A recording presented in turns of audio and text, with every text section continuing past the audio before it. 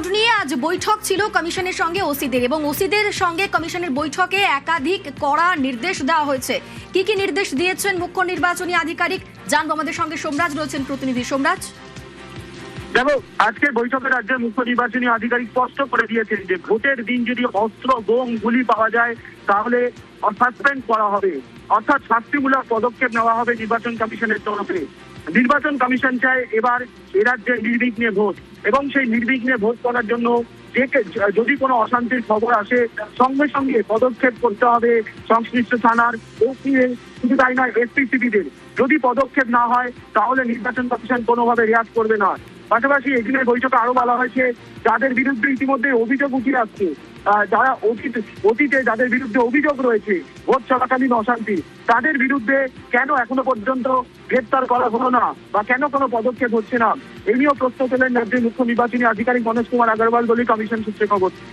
আজকের বৈঠকে রাজ্যের মুখ্য নির্বাচনী আধিকারিক কড়া হুঁশিয়ারি দিয়েছেন প্রথম দফার ভোটে যে সমস্ত জেলায় হবে সেই জেলার ওসি, আইসি এবং এসপিসিবিদের, এবং স্পষ্ট জানিয়ে দিয়েছেন অস্ত্র, বোম, গুলি পাওয়া গেলেই সাসপেন্ড করবে কমিশন। বেশ, ধন্যবাদ সোমরাজ।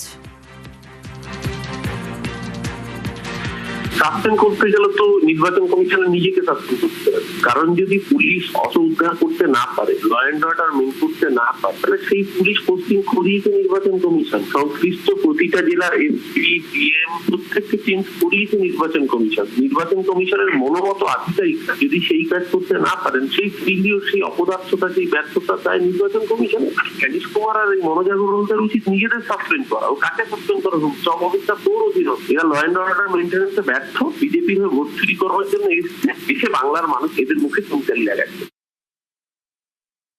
যাই করুন না কেন নির্বাচন কমিশন, যাই বলছেন না কেন, তারপরেও ঘাড় ভেঙে দেবো, হাত ভেঙে দেবো, পিটিয়ে চামড়া তুলে দেবো, বলহরি হরিবোল বলে খাটে তুলে দেবো, এইসব কথাবার্তা তৃণমূলের সর্বাধিনায়ক ওই অভিষেক বাবু বলে বেড়াচ্ছেন। প্রত্যক্ষভাবে প্ররোচনা দিচ্ছেন এবং মানুষকে খেপিয়ে তুলছেন। কোন রকম ভাবে প্রাক নির্বাচনী, নির্বাচন চলাকালীন বা নির্বাচন পরবর্তীকালে তৃণমূলী হারমাদদের বদমাইশি যেন সহ্য না করা হয়, সন্ত্রাস যেন সহ্য না করা হয়।